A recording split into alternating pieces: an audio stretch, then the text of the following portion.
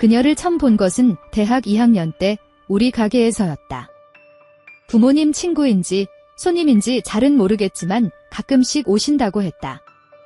첫인상은 한마디로 색이 넘친다고 말할 수 있다.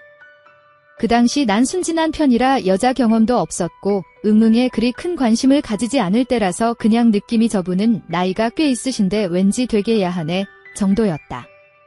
그 당시에 아마 40대 중반이었고 지금은 50대 중반이리라. 그녀의 외모를 잠깐 설명하자면 얼굴은 그리 미인이라 할 수 없지만 눈빛이 야했고 입술이 약간 튀어나왔었다. 피부가 좋아서 희면서도 탄력 있어 보였다. 키는 163cm 정도였고 체형이 상당히 좋았다. 우선 굉장히 풍만했고 잘 발달된 듯 싶어서 나이가 있어서 아랫배가 조금 있었던 것 같지만 허리가 상대적으로 잘록해 보였다. 그녀의 커다란 매력 포인트 중 하나가 다리였는데 한국 여성에게는 보기 힘든 다리라 할 수 있다. 그러니까 길고 허벅지는 약간 통통해 보였고 종아리와 발목은 가늘어서 어떻게 표현할까? 말의 다리라 할까? 어쨌든 상상에 맡긴다. 참 그녀의 이름은 희영이 엄마다. 희영이는 나보다 몇 살 어린 그녀의 딸이라고 했다. 나도 본 적은 없지만 자주 볼 수 있는 관계가 아니라서 그 뒤 2년쯤인가 지났던 것 같다. 그동안 한두 달에 한 번 가게에서 잠깐 인사하는 정도였는데 어느 날 혼자 있는데 그 아줌마가 떠오르는 것이었다. 그 이후에도 상상할 때마다 거의 상대는 그 아줌마였다. 그러던 중 난 결심을 했다.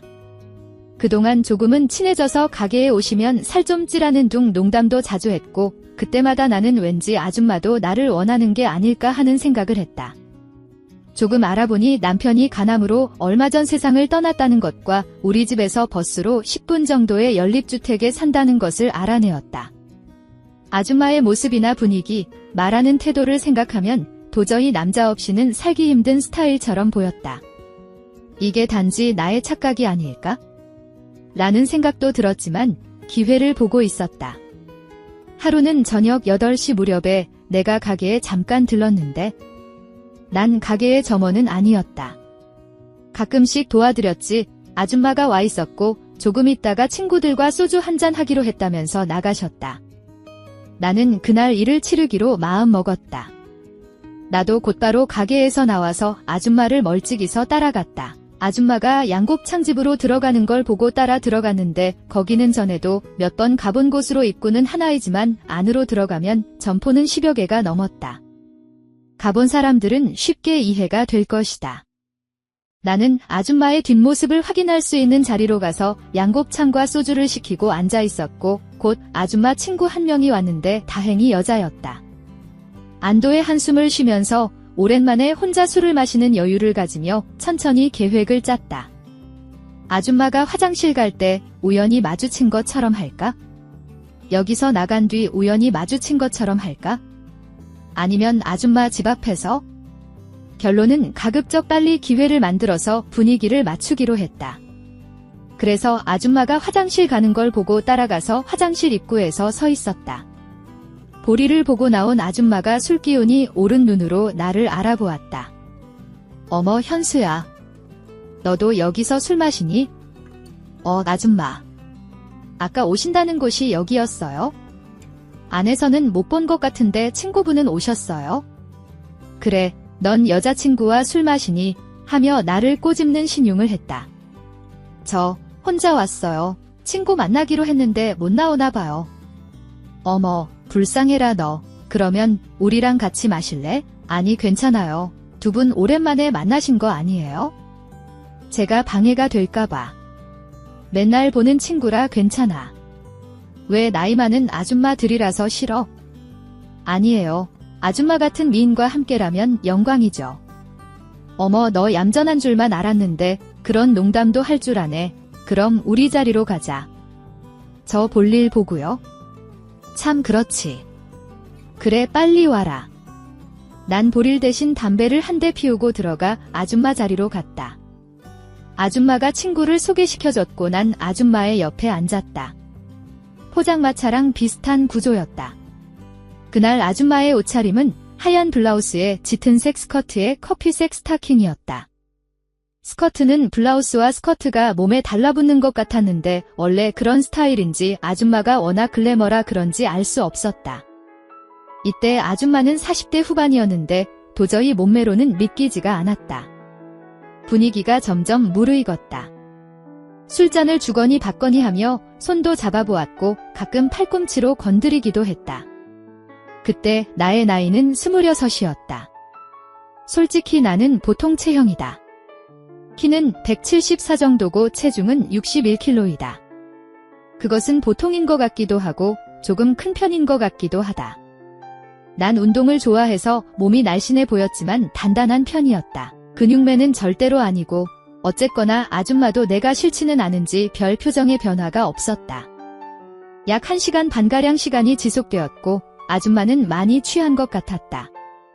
친구분도 상당히 취해서 우리는 거기서 나와서 노래방으로 갔다. 내가 자주 갔던 약간 으슥하고 밀폐되어 노래방으로 갔다.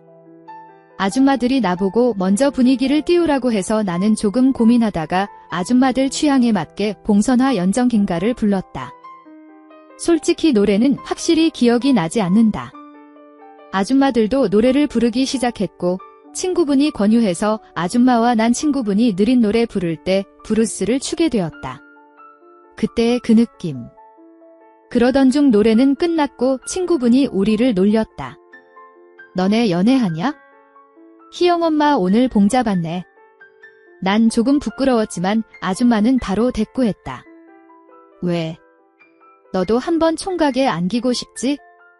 하지만 내 거다 농담인지 진담인지 그때까지도 솔직히 헷갈렸다. 그런데 조금 후 친구분이 안 보이는 것이었다. 핸드백까지 없는 걸 보고 먼저 간 것 같아서 아줌마한테 물어보니 집에 먼저 갔다고 했다. 난 더 용기를 내었다. 마침 아줌마가 느린 노래를 불렀고 난 아줌마의 뒤에서 내가 또다시 용기를 내어 말했다. 아줌마랑 있고 싶어요. 순간 난 조금 떨렸다. 아줌마는 너 진짜로 나 같은 아줌마랑 술 취해서 그런 거지? 나는 잠깐 동안 그동안 아줌마를 상상했던 것을 말해주었고 내 이야기를 들은 아줌마는 웃으며 그럼 진작에 이야기하지 라고 했고 우리는 곧 노래방을 나왔다. 노래방을 나온 우리는 근처의 여관으로 향했다. 아줌마는 가끔 망설이는 것 같았지만 나는 이미 아줌마의 핸드백을 들고 있었고 내가 자꾸 재촉하였기에 결국 한 곳으로 들어갔다. 카운터에서 계산을 하고 용품을 3개를 달라고 했다. 주인 아줌마가 살짝 웃으며 3개만냐고 확인했다. 아줌마와 같이 3층에 있는 우리들을 위한 곳으로 올라갈 때의 떨림과 기대감. 아줌마는 총각이 다르긴 다르구나 라고 말했다. 역시 대단한 기술이었다. 아무튼 정신을 차릴 수가 없었다. 저는 60대 엄마입니다. 저희 친정은 시골에 있는 땅 부잣집이었는데 그 동네에서 우리 집만 으리으리하게 컸어요. 시골이라 땅이 많다 보니 마당이 거의 학교 운동장만한 수준이었죠. 그래서 친정에는 동네에 살면서 정원을 관리하러 오는 사람도 있었고 김장철이면 동네 사람들이 전부 우리 집으로 와서 김치를 담갔어요.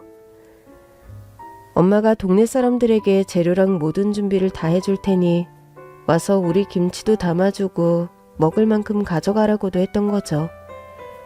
시골이다 보니 일일이 사람을 쓰진 않았던 것 같은데 저희 경우 서울에서 결혼하게 되면서 일하는 사람을 고용하기 시작했죠. 제가 살림을 전혀 못했거든요. 원래는 청소하는 아주머니, 요리하는 아주머니도 따로 있었고 정원 관리사에 운전기사까지 있었죠. 서울로 대학을 가면서부터는 서울에서 혼자 살기 시작했어요. 결혼 전에는 아파트에서 살았는데 아무래도 전원주택에서 살았던지라 아파트 생활이 답답하더라고요. 대학에서 지금의 남편을 만났는데 늘 제가 입에 달고 다니던 말이 있었습니다. 난 결혼하면 전원주택에 살고 싶어. 아파트가 편하지 않아? 난 아파트 갑갑해. 데이트할 때마다 늘 같은 소리를 해도 돌아오는 답이 늘 같았는데 어느 날 불쑥 저를 어느 집으로 데리고 가더라고요. 여기 어때? 마음에 들어? 여기가 어딘데? 우리가 결혼해서 살 집. 고향집에 비하면 아담한 전원주택이었지만 살림이라곤 소질이 없는 저에겐 딱 맞는 것도 같았어요. 너무 좋다. 네가 원하는 대로 다 꾸며봐. 신혼집 꾸밀 때까지만 해도 세상 재밌었죠. 근데 들어와서 살다 보니 손이 안 가는 데가 없더라고요.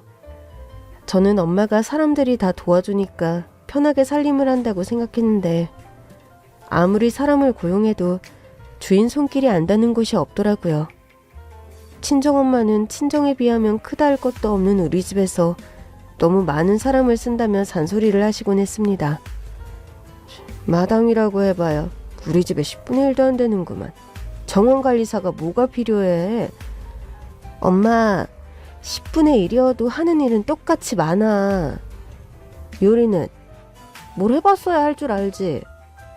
여기 서울이잖아. 배우면 되지. 네가 돈이 없어, 시간이 없어. 난 살림엔 영 소질이 없어. 솔직히 엄마도 동네 아줌마들이 다 음식 해다 주고 그랬잖아.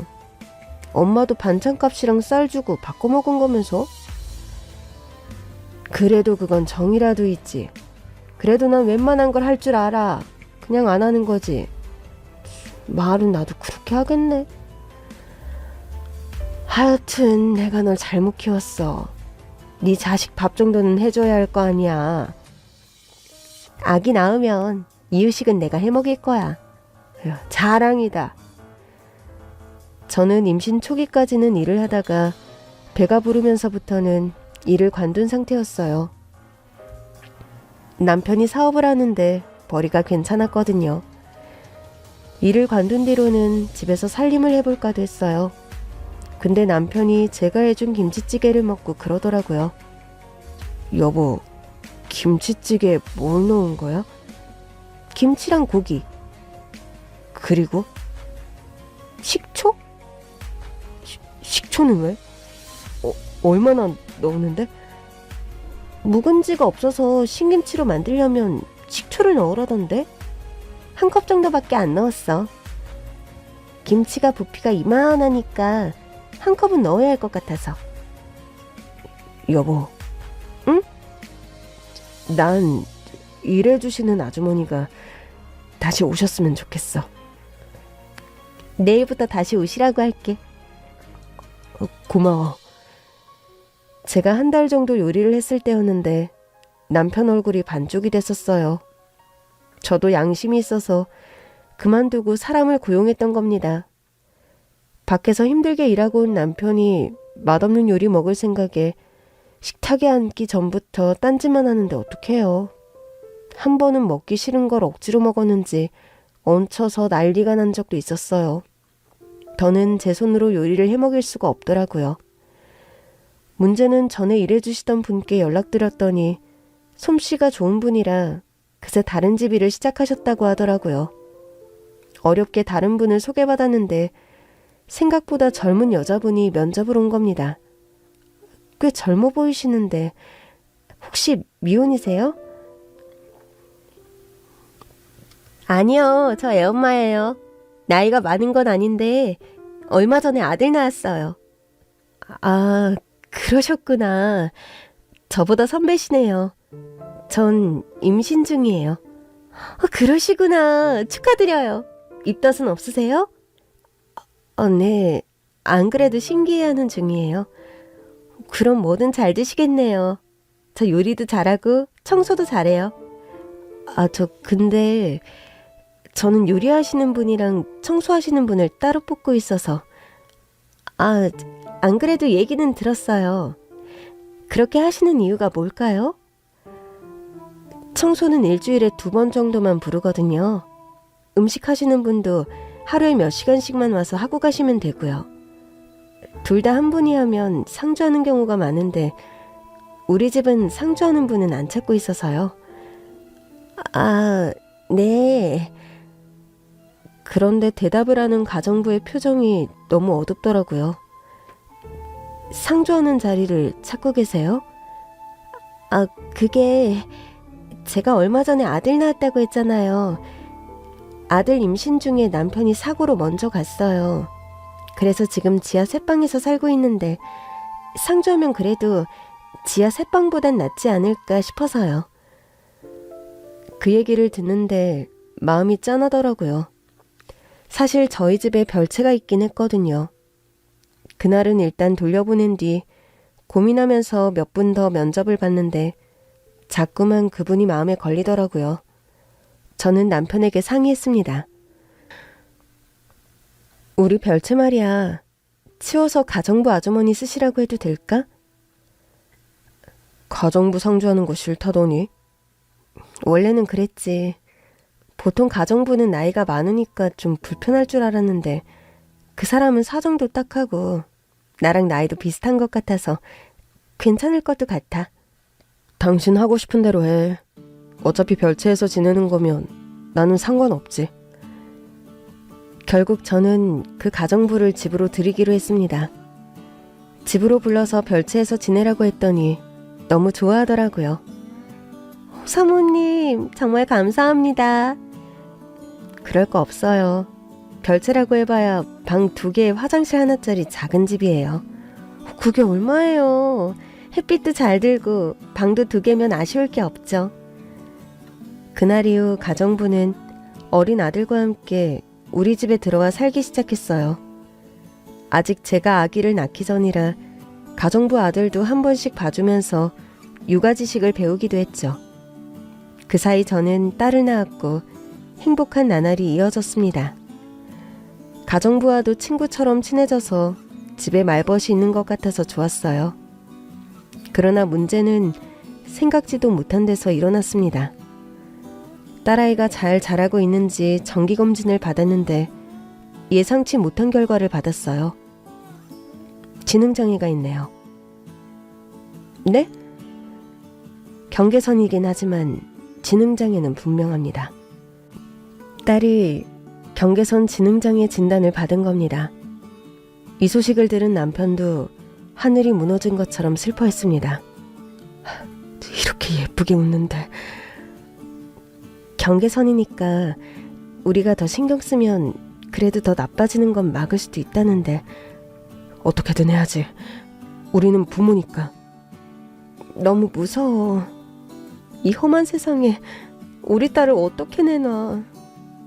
우리가 평생 책임지고 살면 돼. 여보, 우린 할 수 있어. 우리 둘이 같이 하면 돼. 그럼에도 의지를 불태우는 남편 덕에 저도 조금은 더 힘을 낼 수 있었어요.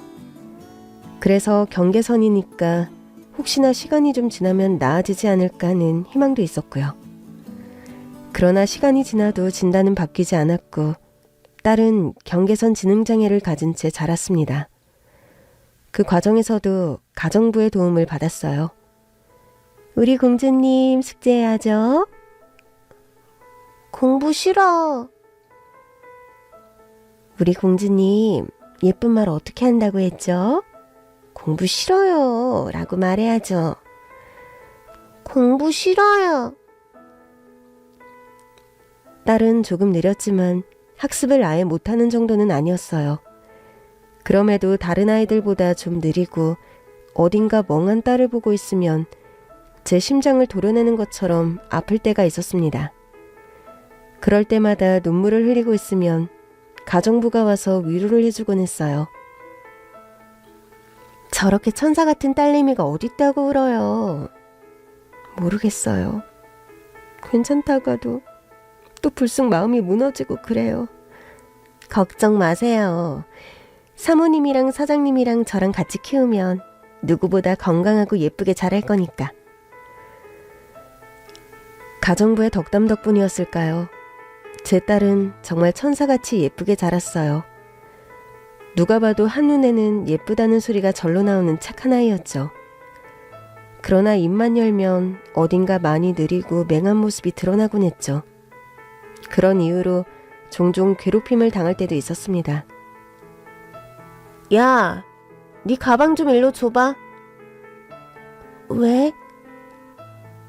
내 거랑 바꾸자. 싫은데? 싫긴 뭐가 싫어. 바보 주제. 운전기사님이 딸을 내려주고 주차하는 사이에 일어난 일이었어요. 대문을 열었다가 머리 끝까지 화가 났는데 갑자기 가정부 아들이 나타나는 겁니다. 니들 지금 뭐라고 했어? 오빠가 뭔데 나서요? 나? 얘 가족인데? 아, 짜증나. 야, 가자. 잠깐, 가긴 어딜 가. 사과하고 가. 싫어요. 뺏은 것도 아닌데 웬 사과? 그럼 어쩔 수 없네. 내가 지금 녹음했는데 이거 가지고 경찰서 가야겠다. 네? 니들 모르지? 타인을 모독하는 것도 죄인 거. 바보 보고 바보라고 한 게 무슨 모독이에요? 진짜 바보가 어떤 사람인 줄 알아? 쟤요! 애들이 얼마나 고약한지 제 딸 면전에 대고 계속 바보라고 놀리는 겁니다. 그런데도 가정부 아들은 눈 하나 깜짝하지 않고 그 애들에게 일러주더라고요. 아니, 스스로 바보라는 걸 모른 채 타인에게 바보라고 하는 사람. 예의도 머리가 좋은 사람이 지키는 거야. 니들 보니까 머리가 안 좋아도 안 좋아 보이는데 그게 바보잖아. 아니야? 가정부 아들은 결국 그 애들에게 사과까지 받아냈어요. 제 딸은 사과를 받으면서도 그저 헤헤 웃기만 하더라고요. 가정부의 아들 덕분에 제 마음이 다 위로가 되는 것 같았습니다. 사실 가정부의 아들은 수재였어요. 공부를 보통 잘하는 게 아니라 서울대 경제학과에 입학할 정도였죠. 제가 딸을 키우며 가정부를 많이 의지했던 이유 중 하나도 그녀에게 아주 똑똑한 아들이 있다는 것 때문이었습니다. 가정부뿐만 아니라 그녀의 아들도 제 딸을 친여동생처럼 살뜰히 보살펴주곤 했어요. 고마워서 종종 용돈도 주곤 했는데 매번 사용하더라고요. 매번 고마워. 아줌마가 용돈 좀 줘도 될까? 아니에요. 제가 좋아서 하는 건데 용돈을 왜 주세요? 이모가 준다고 생각하고 받아. 먹고 싶은 것도 많고 사고 싶은 것도 많을 나이잖아. 그렇게 겨우 손에 쥐어줘도 그 돈으로 제 딸하고 나눠 먹을 간식을 사오거나 제 엄마가 좋아하는 케이크를 사오는 게 다더라고요. 그때마다 가정부가 얼마나 부러웠는지 모릅니다. 어떻게 아들을 저렇게 키웠어요? 우리 딸도 지능이 정상이었으면 저렇게 살뜰했으려나? 저는 사모님 따님이 더 부러워요. 우리 아들은 공부도 저렇게 잘하는데 저 같은 엄마한테서 태어나서. 그런 말이 어딨어요. 아주머니가 낳았으니 똑똑하게 태어난 거지. 혹시 공부 더 하겠다고 하는데 돈이 부족한 거면 저한테 언제든 말씀하세요. 내가 해줄 거니까. 에? 사모님께서요? 우리 딸한테 친오빠처럼 잘하니 내 애들이다 생각하고 해주면 되죠. 하고 싶은 거 다 하게 해줘요. 똑똑한 머리가 아깝잖아요. 그렇게 가정부 모자와 가족처럼 지내던 어느 날 가정부 아들이 깜짝 놀랄 만한 고백을 해왔습니다. 저 진이를 사랑하고 있어요. 뭐? 우리 딸을? 허락해 주신다면 제가 평생 보호하며 살고 싶습니다. 너무 놀라서 물었어요. 엄마도 알고 계시니? 네, 말씀드렸는데 반대하세요. 가정부가 반대하고 있다는 말에 당연하다고 생각하면서도 마음이 아팠어요. 그러고 보니 부쩍 가정부가 저에게 말을 안 거는 것 같았는데 그래서였나 싶더라고요. 일단 엄마랑 내가 얘기 좀 해볼게. 저는 가정부를 불러서 얘기했습니다. 아들 마음 알고 있었다면서요? 미안해요. 요즘 그래서 말이 별로 없었던 거예요? 무슨 안 좋은 일이나 했는데. 당연히 할 말이 없죠. 가정부가 단호하게 말하는데 얼굴이 다 뜨겁더라고요. 미안해요. 내가 아드님은 잘 설득해 볼 테니까. 제 아들이 감히 사모님 따님을 탐내는데 무슨 염치가 있겠어요. 제가 죄송해요. 그래서 그랬다고요? 아, 그럼요. 제가 딸처럼 키운 진이를 제 아들이 감히 좋아하다니 죄송해서 얼굴을 못 들겠어요. 그게 무슨 소리예요. 똑똑한 아들이 부족한 우리 딸을 좋아한다는데 내가 미안하지. 그렇게 생각하셨어요? 그럼요. 한 집에서 가족처럼 자란 애가 우리 딸을 좋아한다고 할 때는 가벼운 마음으로 하는 소리는 아닐 텐데 어떻게 감당하려고 저러는지. 저는 그래서 아주머니가 속상하신 줄 알았죠. 사모님, 저 진이 정말 아껴요. 제가 키운 거나 다름없잖아요. 솔직히 얼마나 예뻐요? 활짝활짝 잘 웃고. 우리 애가 그런 모습에 반했나 봐요. 가엾기도 하다고 그러길래 아주 혼을 내줬어요. 왜요? 가엾긴 뭐가 가여워요. 이렇게 좋은 부모님 밑에서 부잣집 딸로 잘 살아왔는데 너처럼 머리만 좋고 가난한 집 남자랑 결혼하는 게 더 가엾다고 그래버렸어요. 아주머니, 왜 그러세요? 전 그렇게 생각 안 해요. 처음에는 가정부가 우리 딸을 며느리로 들이는 게 탐탁치 않아서 애둘러 거절을 하는 건가 했어요. 그런데 가정부의 말은 다 진심이었더라고요. 시간이 지나도 가정부 아들은 제 딸을 포기하지 않았고 졸업 후 좋은 직장에도 취업했습니다. 사실 저는 가정부 아들의 마음이 변할 줄 알았어요. 제가 일부러 제 딸이랑 정떼라고 나가서 살게끔 원룸 오피스텔도 얻어주었는데 주말마다 꼬박꼬박 집에 와서는 제 딸과 대화를 나누고 다정하게 지내는 겁니다. 가정부 아들을 보며 제 딸이 빙긋 웃는데 더는 모른 척할 수가 없더라고요. 결국 가정부를 불러 부탁했습니다. 우리 딸 그 집으로 시집 보내도 될까요?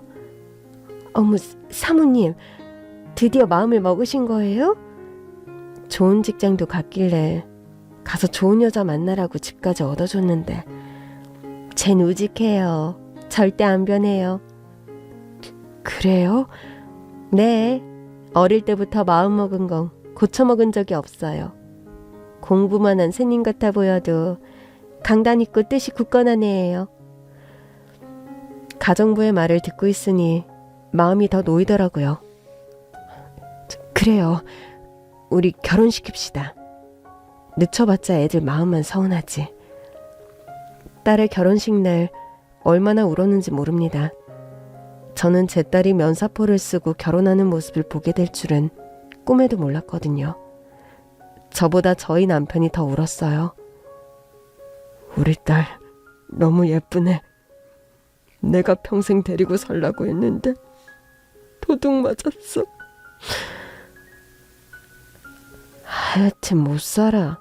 난 또 감동해서 우는 줄 알았더니 억울해서 우는 거야. 내 딸을 훔쳐갔잖아.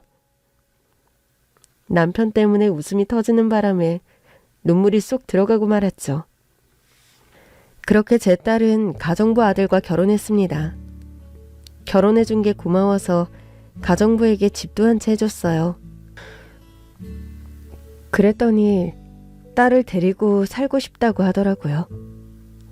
제가 딸처럼 잘 데리고 살게요. 걱정하지 마세요.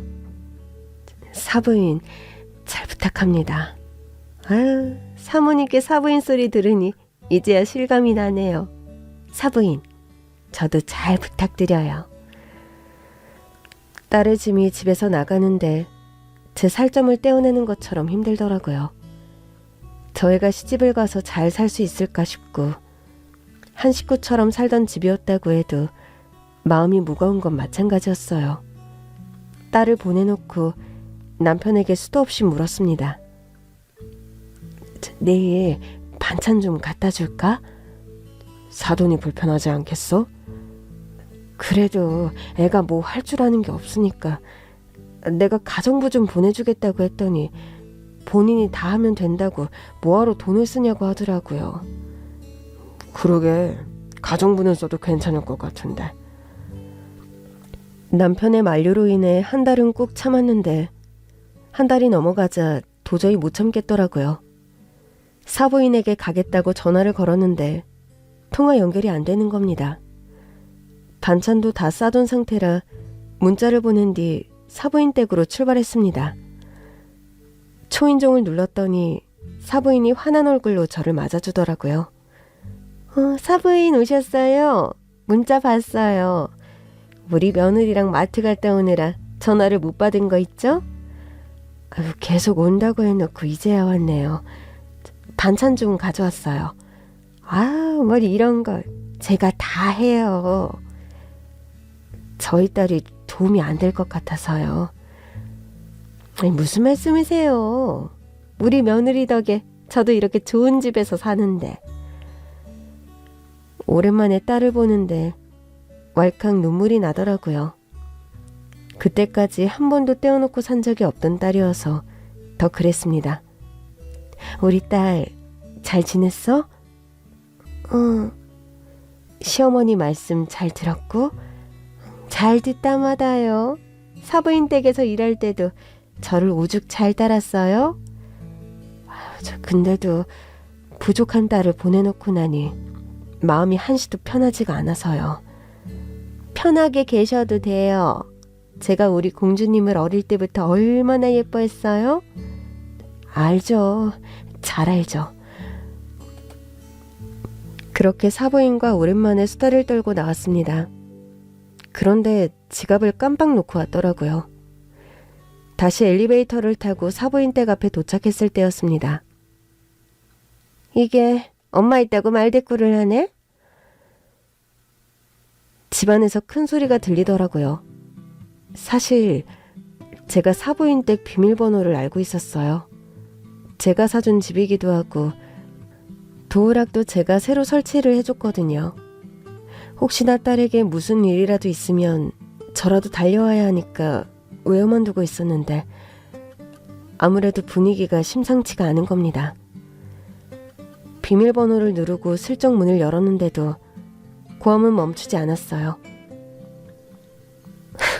네 엄마 왔다 가면 뭐가 달라질 것 같아?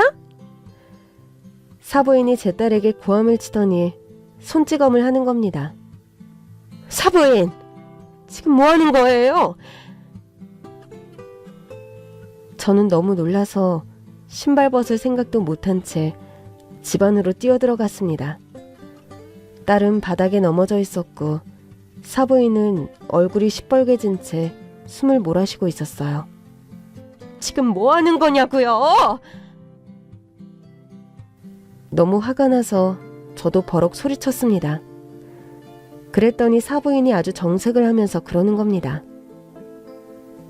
아니, 언제는 모자란 딸 데려가줘서 고맙다고 하시더니 내가 이 정도 혼도 못 내요? 혼을 냈다고요? 손찌검 하는 게 혼내는 거예요? 사부인도 알잖아요. 본인 딸이 모자란 거. 모자란 애들은 원래 말로 못 가르쳐요. 제가 사부인이 딸 키우는 거 보면서 얼마나 답답했는 줄 알아요? 저럴 때는 그냥 회초리를 들어야 하는데 말로 한다고 저 바보가 알아듣나? 그랬다니까요. 이렇게 혼을 내야 한 번에 알아듣는다고요. 우리 아들 똑똑한 거 알죠? 제가 그 아들을 키운 사람이에요. 듣자 하니까 뭐? 모자르다고요? 사부인도 본인 입으로 그랬잖아요. 자기 딸 모자르다고. 내가 언제 모자르다고 했어요? 부족하다고 했지. 지금 말장난하자는 거예요? 그게 그거지. 뭐가 달라요? 다르죠. 더더구나 내 앞에서 이런 소리 하던 사람 아니었잖아요. 지금은 입장이 다르죠. 내가 아직도 그 집에서 허드렛 일이나 하던 가정부 아줌마로 보여요? 나 엄연히 사부인 딸 시어머니예요.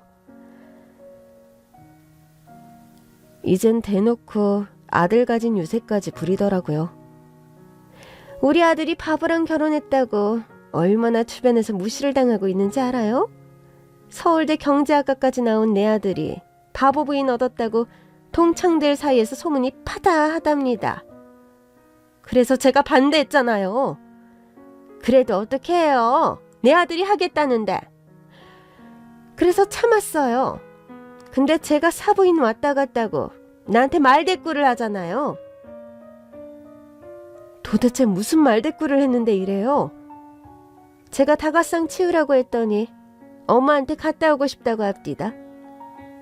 그게 무슨 말대꾸라는 거예요? 이러니 엄마한테 갔다 오고 싶지. 내가 다가상 치우라고 했지. 언제 엄마한테 갔다 오라고 허락했어요? 그게 말대꾸지 뭐예요? 아니, 지금 우리 딸을 집에 가둬놓고 사는 거예요? 얘도 엄연히 어른이고 혼자 외출도 가능해요. 사부인도 아시잖아요. 혼자 나갔다가 다치기라도 할까봐 그러는 거 아닙니까? 내가 이래서 사부인이 답답하다는 거예요. 모자란 애를 혼자 나가게 하면 어떡해요? 보호자가 동행해야지. 우리 딸은 경계선 지능장애라 일상생활이 가능한 애예요. 사부인이 이렇게 막말하는 것도 다 알아듣고요. 사부인이 더 잘하시잖아요. 그래봤자 지능장애죠. 경계선이면 뭐가 다른가? 아주 제 앞에서 대놓고 비아냥거리기까지 하더라고요. 기가 찼지만 일단은 딸을 보호해야 했어요. 듣고 있는 딸에게도 너무 상처일 것 같더라고요. 아무래도 이 집에 제 딸은 못 두고 가겠네요. 제가 일단 데리고 가겠습니다. 그게 무슨 소리예요? 걘 이제 우리 식구예요. 누가 뭐래도 우리 집 며느리라고요. 그 전에 제 딸입니다. 아니, 그럴 거면 애초에 결혼을 확실히 말리든가. 이제 와서 걔를 빼간다는 건 우리더러 이 집도 토해내라는 거 아니에요? 지금 집이 중요해요? 사부인 말로 인해 제 딸이 상처받고 있잖아요. 더더구나 손찌검까지 하셨잖아요. 이거 아주 큰 문제예요. 일 한번 크게 만들어봐요? 그랬더니 다짜고짜 제 딸에게 와서 멱살을 잡고 흔드는 겁니다. 네가 말해봐. 네가 나한테 더하면 더했지 덜하지 않았잖아. 이거 안 놔요? 저는 사부인을 딸에게서 떼어내려 했지만 힘이 어찌나 좋던지 저만 나가 떨어지기를 반복했어요. 너 툭하면 내 말 무시하고 들었으면서 못 들은 척하고 했어 안 했어? 니네 집 잘 산다고 나한테 유세 부렸어 안 부렸어? 대답해 보라니까. 겨우 사부인을 딸에게서 떼어냈습니다. 도대체 이게 뭐 하시는 겁니까? 사부인이 몰라서 그래요. 제가 저런 식으로 나를 얼마나 무시하는데요. 우리 집 가난하다고 이 집도 자기 명이라고 은근히 토도하다니까요. 우리 딸은 이 집이 자기 명의인지도 몰랐어요. 바보도 아니고 그걸 어떻게 몰라요? 아까는 바보라면서요. 이제는 또 바보가 아니라서 다 안다는 거예요? 그때였습니다. 낯선 목소리가 들렸어요. 저기 잠깐만요. 저와 사부인은 동시에 현관 쪽을 봤습니다. 매섭게 생긴 여자가 문 앞에 서서 우리를 멀뚱멀뚱 보고 있더라고요. 제가 도저히 끼어들 틈이 없어서 어쩔 수 없이 보고 있었어요. 이제 좀 끼어도 될까요? 저도 좀 바빠서요. 그런데 그 여자를 보던 사부인의 얼굴이 새하얗게 질리는 겁니다. 저는 처음 보는 사람이라 의아해서 물었죠. 누구세요? 저는... 그러자 사부인이 대뜸 제 다리를 붙들고 매달리는 겁니다. 사부인, 저 좀 도와주세요. 네? 아니, 왜 이래요? 이거 나요. 사부인, 저 좀 살려주세요. 네? 그 여자는 껌까지 질겅질겅 씹으며 사부인 앞에 섰습니다. 오랜만이에요. 왜 이렇게 전화를 안 받으실까? 사부인, 저 좀 살려주세요. 네? 아무래도 분위기가 이상해서 사부인을 겨우 떼어낸 뒤 그 여자에게 물었습니다. 도대체 누구세요? 누구신데 남의 집에 이렇게 불쑥 들어와요? 아, 이분 사돈이신가 보다. 저는 이분 채권자예요. 저한테 10억 빌려가셨거든요. 네? 저는 너무 놀라서 사부인을 봤습니다. 채권자가 온 것보다 더 놀라운 건 사부인이 10억이라는 거금을 빌렸다는 거였죠. 아니지, 사부인. 집도 우리가 하고 결혼식 비용도 우리가 다 대는데 10억은 왜 빌리셨어요? 그게... 그 사이 방에 들어갔던 딸이 손에 뭔가를 들고 나오더라고요. 엄마, 이거. 딸이 내민 게 뭔가 하고 보니 각서였습니다. 아니, 이게 뭐야? 이 아파트 명의를 네 남편 앞으로 넘긴다고? 이런 각서를 왜 썼어? 딸은 손끝으로 사부인을 가리켰습니다. 아줌마가 시켰어. 뭐? 아니, 쟤 좀 봐. 저거 보라고요. 제가 나한테 지금도 아줌마라고 한다니까. 내가 아직도 가정부인 줄 안다고요. 그러니 내가 쟤 보면 열이 받겠어요? 안 받겠어요? 돈 많다고 날 은근히 무시한다니까. 사부인이 시끄럽게 떠들자 채권자가 재밌다는 듯 중얼거렸습니다.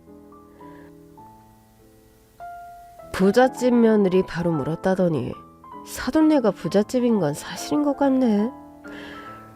사돈이 입고 든 것도 뭐 다 명품이고. 내가 그렇다고 했잖아. 금방 갚는다고. 조금만 기다려 달라고. 그렇게 말한 게 벌써 1년 전이거든. 그러고 보니까 사돈한테 이미 신뢰도 잃었구만. 무슨 수로 갚겠다는 거예요? 상황은 혼란 그 자체였습니다. 사부인에게 10억을 받겠다고 온 채권자부터 딸이 내민 각서까지. 진짜 기가 차서 일단 딸을 데리고 나왔어요. 그랬더니 등 뒤에서 사부인이 소리소리 지르더라고요. 야, 이 나쁜 년아! 내가 네 딸 키워주는 것도 모자라 며느리로까지 맞았는데 그냥 가겠다는 거야? 모른 척 엘리베이터를 기다리는데 두 사람의 대화가 계속 들리더라고요. 그래서 결국 작전 실패하는 거잖아요. 무슨 소리야. 이 아파트만 우리 아들 명의로 넘어오면 바로 대출받아서 갚는다니까. 각서도 며느리가 가져갔구만. 뭔 소리예요. 공증은 받은 각서 맞아요? 이제 받으려고 했는데 저게 진짜 지 엄마 믿고 저런다니까. 저는 딸의 손을 꼭 잡은 채 집으로 돌아왔습니다. 딸이 집에 와 있자 남편이 깜짝 놀라더라고요. 아니지, 우리 딸이 집에 있네? 나 지금 꿈꾸는 건가? 딸은 아빠의 품에 가만히 안기더라고요. 감정 표현을 잘 못하는 앤데도 그간 많이 힘들었구나 싶었어요. 오랜만에 새 식구가 저녁을 같이 먹고 있는데 사위가 왔더라고요. 아버님 용서해 주십시오. 대뜸 와서는 무릎을 꿇고 앉아서 싹싹 빌더라고요. 남편은 낮에 있었던 일을 아직 모를 때였어요. 딸을 재운 뒤에 말하려고 했는데 그새를 못 참고 사위가 쳐들어온 겁니다. 저는 가정부에게 말했어요. 아주머니, 앞으로 이 친구와도 문 열어주지 마세요. 이 친구 엄마도 마찬가지. 여보, 이 친구라니. 우리 사위잖아. 우리 사위가 왜 이러는 거야? 저는 딸을 방으로 보낸 뒤 남편에게 모든 사실을 털어놓았습니다. 그랬더니 남편이 눈이 뒤집힐 기세로 사위의 멱살을 잡았어요. 니들 모자, 우리 딸 데려다가 뭘 한 거야? 저는 정말 사랑했습니다. 어머니도 원래는 그랬는데 피 때문에 많이 힘드셔서 그랬던 것 같아요. 10억 말하는 건가? 예, 맞습니다. 그건 왜 빌린 건데? 자네 집안에서 그 큰 돈이 뭐가 필요하다고? 제가 외제차를 좀 갖고 싶다고 했더니 뭐? 근데 저도 잘 모르겠는 게 외제차는 3억 주고 샀거든요. 남은 7억은 어디에 쓰신 건지 저도 잘 모르겠어요. 저랑 남편은 어이가 없어서 서로의 얼굴을 봤습니다. 아니, 자네가 그렇게 비싼 외제차가 왜 필요해? 솔직히 멋진 차를 타고 싶은 건 남자라면 다 같지 않나요? 아버님도 엄청 비싼 차 타시잖아요. 나야 그만큼 버니까 내 돈으로 사는 거지만 빚까지 내서 살 필요는 없잖아. 자네 연봉에 맞춰서 사면 되는 거지. 그러니까 저도 좀 좋은 차 좀 해주시지. 내가? 왜? 결혼 선물로라도 해주셨으면 좋잖아요. 자네 원래 이런 사람이었나? 우리가 집도 해주고 결혼 자금도 다 대줬잖아. 집은 와이프 앞으로 해주신 거니까 솔직히 저한테 주신 건 아니죠. 듣자 하니 제 엄마랑 다를 게 없더라고요. 그래서 이제라도 우리가 외제차 값을 해주면 덜 섭섭하겠어? 제 말에 남편이 깜짝 놀라서 제 팔을 잡더라고요. 당신 그게 무슨 소리야? 아니, 우리 사위가 섭섭해하니까 하나 해줘야 하나 싶어서. 제 말에 사위가 눈을 빛내더라고요.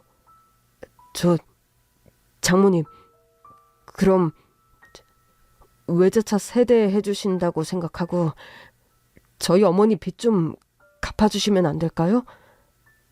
아, 10억 말하는 건가?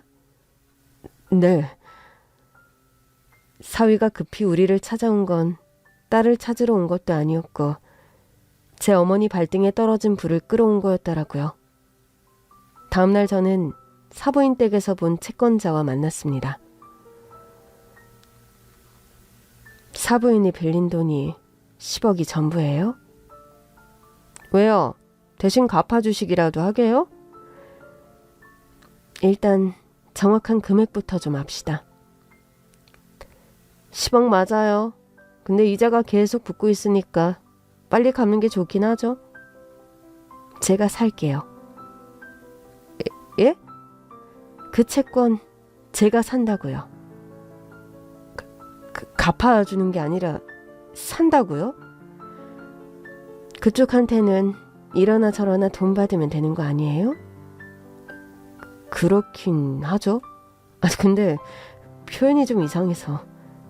그럼 바로 거래합시다.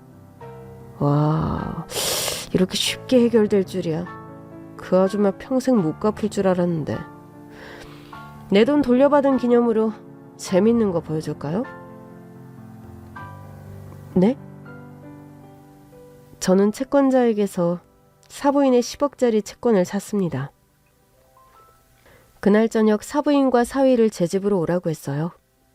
그 자리엔 남편과 딸도 있었습니다. 사부인 채권은 제가 샀어요. 10억 주고. 제 말에 사부인과 사위는 웃음이 터지려는 걸 겨우 참더라고요. 하여튼 우리 사부인 이렇게 해주실 거면서 꼭 그렇게 까칠하게 구시더라. 장모님 감사합니다. 엄마는 나한테 고마워해. 내가 어제 와서 빌었어. 뭘 빌어? 무릎이라도 꿇었다는 소리야? 꿇었지. 그럼 어떡해. 엄마가 10억 빚 때문에 감옥 가게 생겼는데. 어이가 없네. 사부인, 말씀해 보세요. 우리 아들 무릎 꿇리셨어요? 채권자가 왔을 때만 해도 바짓가랑이를 붙잡고 살려달라더니 빚을 갚았다고 하니 눈에 뵈는 게 없는 것 같더라고요. 와서 그냥 꿀턴데요. 근데 사부인은 왜 안 꿇으세요? 어머, 아유, 기가 막혀서. 제가 아직도 이 집에서 일하던 가정부로 보이세요? 이럴 줄 알았어. 사부인이 이러니까 며느리도 날 무시하죠. 사부인도 꿇어야 할 텐데요. 제가 꿇긴 뭘 꿇어요? 10억 좀 갚아줬다고 유세 부리는 거예요? 저는 거실에 있던 대형 TV 스크린을 켰습니다. 스크린에는 영상 하나가 띄어져 있었어요. 여보, 제 생일. 화면 속 영상은 사부인 댁 거실에서 찍힌 영상이었습니다. 사부인이 제 딸의 머리끄덩이를 잡고 이리저리 휘두르고 있었어요. 사부인은 영상이 찍히는 줄 모르는 것 같았고 영상을 찍고 있는 사람에게 말했습니다. 이거 봐요. 내가 지금 이렇게 기를 들이고 있거든. 곧 각서 쓴다니까. 이 집 넘기면 바로 갚을게요. 제 딸은 사부인에게 머리채를 잡힌 채 휘청거리고 있었고 그 영상을 본 남편은 사위를 향해 버럭 소리쳤습니다. 자네는 뭐하고 있었던 거야? 자네 어머니가 우리 딸한테 이러는 거 알고 있었지? 아니, 뭐 엄마도 오죽 답답하면 그러셨겠어요.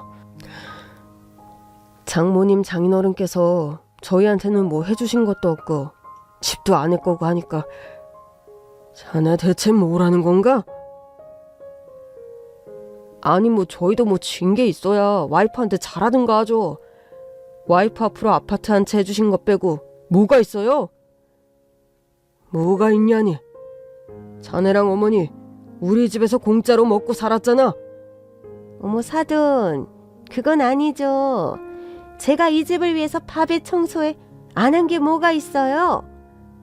그래서 우리가 월급을 안 줬습니까? 월급도 넉넉하게 드리고 집세도 안 받았잖아요. 이것 봐. 아유, 내가 이럴 줄 알았어. 사돈까지 저를 이 집에서 일하던 가정부로 보는 거죠?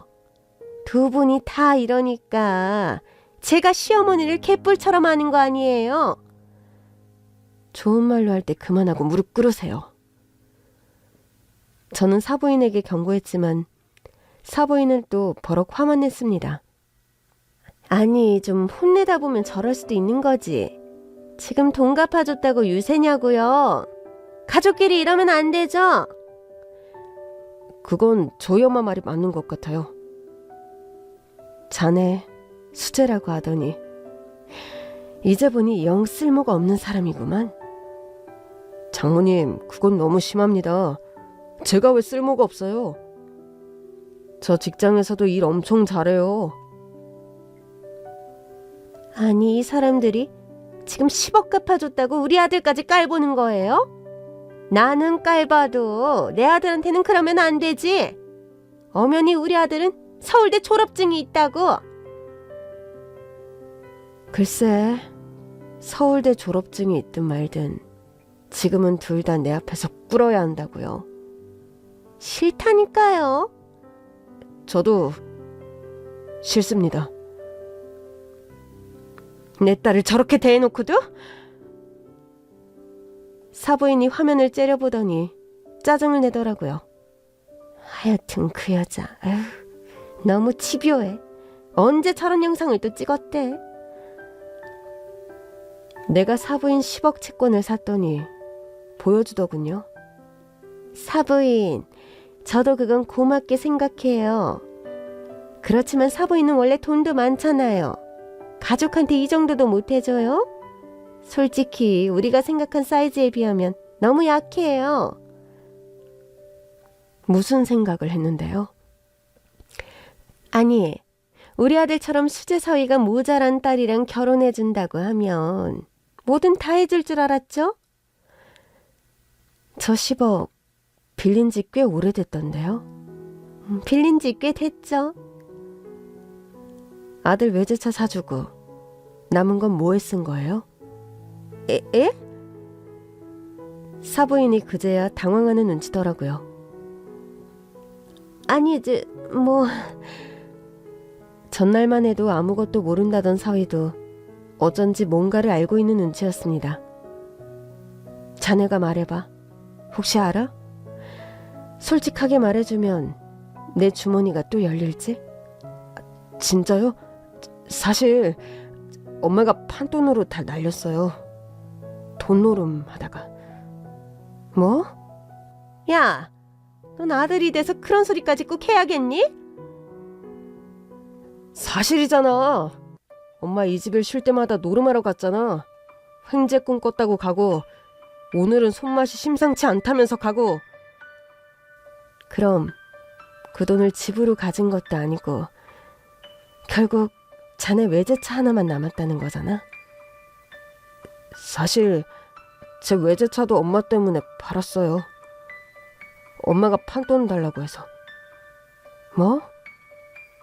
그럼 어떡해요. 와이프는 돈을 안 주는데. 우리 엄마가 괜히 저런 게 아니에요. 모자란 여자 데려다가 결혼한 이유가 뭔데요? 그래도 친정이 부자니까 돈은 많겠지 싶어서 했는데 절대 지갑도 못 만지게 하고 절대 안 준다니까요. 그러니까 정리해보자면 사부인이랑 자네는 이미 10억 빚이 있었고 그걸 갚으려고 내 딸이랑 결혼한 거네? 한동안 정적이 흘렀습니다. 그러나 곧 사위가 인정하더군요. 솔직히 그거 아니었으면 잘난 제가 왜 바보랑 결혼하겠어요? 솔직히 저 끔찍이 싫었어요. 엄마가 결혼하라고 할 때도 처음엔 절대 안 한다고 했었다고요. 근데 어떡해요. 엄마가 벌써 사고를 어마어마하게 쳤는데 아들 된 도리로 갚아드려야지. 결국 못 갚아드린 거네. 아니죠. 갚긴 한 거죠. 뭐 장모님이 갚아주시긴 했지만. 아니야. 자네랑 자네 엄마는 그 빚 못 갚았어. 아니지 사부인. 또 말장난이세요? 갚았잖아요. 사부인이 채권 갖고 있잖아요. 네. 그러니까 못 갚으셨다고요. 예? 전 갚아준 게 아니라 채권을 사온 거예요. 한마디로 이 채권은 아직 살아있다는 겁니다. 그게 무슨 소리예요? 저한테 갚으셔야 한다고요. 그제야 사부인과 사위는 정신이 번쩍 든 눈치였습니다. 장모님, 설마 진심은 아니죠? 왜 아닐 거라고 생각하나? 내 딸한테는 돈 때문에 접근해놓고 너한테 바라는 진심이 뭔데? 아니지 장모님, 그걸 어떻게 안 갖고 사요? 갚아주셔야죠. 저희한테 뭐 해주신 게 있다고. 도대체 내가 자네한테 뭘 해줘야 하는 근거가 뭐지? 바보 딸을 맡기셨잖아요. 그러니까 당연히 해주셔야죠. 뭐라도. 정말 뻔뻔해도 그렇게 뻔뻔할 수가 없었습니다. 저는 두 모자에게 마지막으로 경고했어요. 얌전히 내 딸이랑 이혼해주면 채권은 갚을 시간을 충분히 줄게. 아니죠. 없었던 거로 해주는 것도 아니고 천천히 갚으라는 거예요? 네. 아니면 이 채권 날짜대로 당장 갚는 거로 할까요? 사부인, 이렇게 협박하는 법이 어딨어요. 사부인은 우리 딸을 더 과격하게 협박했던데요. 각서 쓰라고. 아니, 그건 우리 딸이 그쪽을 무시해서요. 사부인, 많이 화나신 거 이해해요. 좋아요. 제가 무릎 꿇을게요. 보세요. 꿇었죠? 사부인은 제 앞에서 무릎을 꿇었고 사위도 잽싸게 따라서 꿇더라고요. 장모님, 저도 꿇었습니다. 갑자기 왜들 이래요? 내 딸이랑 이혼하라고 했지. 언제 무릎 꿇으라고 했어요? 이혼도 하겠습니다. 그러니까 그 채권 좀 없던 일로 해주세요. 그럴 순 없지. 내가 자네랑 자네 어머니 때문에 입은 피해가 얼만데. 법정으로 가고 싶은 거야? 자네 어머니가 우리 딸한테 한 것만으로도 고소가 될 것 같은데? 어머니, 저희 무릎 꿇었잖아요. 이제 그만하시죠. 계속 이러시면 어머니 딸도 난처하지 않겠어요? 그래도 절 사랑하는데. 그때였습니다. 딸이 사위를 보며 말하더라고요. 바보. 딸의 말에 사위와 사부인이 동시에 발끈하더군요. 야, 너 누구더러 바보래? 바보는 너지? 우리 아들은 수재라고. 어디 감히 바보가 우리 수재한테. 그래, 그건 아니지. 내가 그랬잖아. 넌 바보, 난 천재. 두 모자가 하는 소리가 아주 가관이더라고요. 바보. 난 바보야. 그런데 딸이 대뜸 자기가 바보라고 하는 겁니다. 그치? 그것 봐. 네가 바보 맞다니까.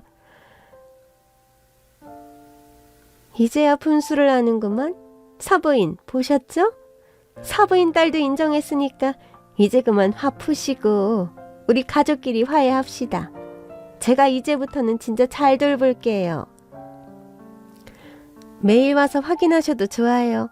얼마나 잘하는지 보여드릴게요. 10억도 일부러 그러시는 거죠? 우리 반성하라고. 그렇죠? 우리 사모님 이런 분 아니잖아요. 마음이 급했는지 저를 사모님이라고 부르더라고요. 저는 딸에게 물었습니다. 왜 네가 바보야? 누가 그런 말 하래? 저 남자를 믿었어. 난 바보야. 딸의 말에 저는 울고 말았습니다. 아줌마도 믿었어. 날 사랑해주는 줄 알았어. 남편도 울더라고요. 둘 다 나가요. 우리 집에서. 그날 저는 딸을 꼭 아는 채 잠을 청했습니다. 우리 딸이 고생했을 시간을 생각하니 밤새 눈물이 나더라고요. 그래도 다시 내 품으로 돌아왔으니까 다시 행복한 기억만 주겠다고 다짐했어요. 다음날 저는 사부인에게 10억을 당장 갚으라고 했고 사부인과 사위는 냉큼 이혼 서류를 들고 찾아왔습니다. 그래도 약속한 게 있는데 일단 갚을 시간을 주기로 했어요. 약속은 지킬게. 자네가 열심히 일해서 다달이 갚도록 해.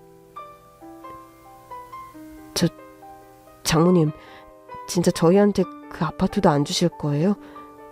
그럼 저희 어디서 살아요?